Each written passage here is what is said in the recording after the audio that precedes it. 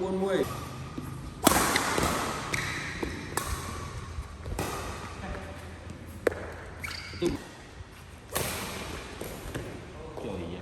tụ pi bờ mùi là một cục chanh rồi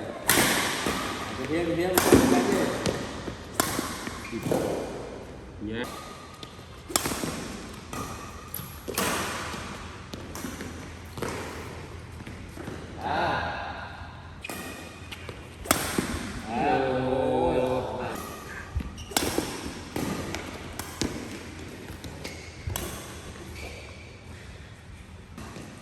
rọt pung không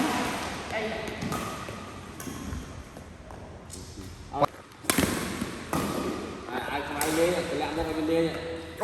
quạt đầu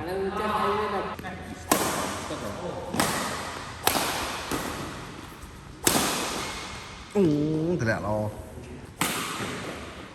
tu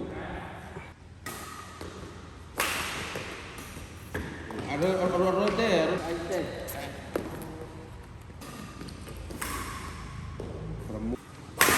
rồi những cái này dây check dây tê còn rồi tê ao ra linh đó nhà tao cứ cột nhà bàn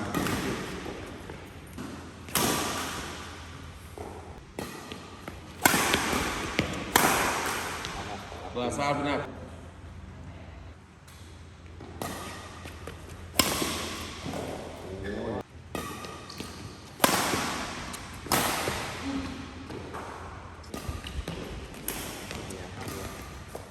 robot smart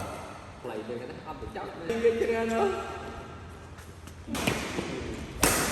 áo lại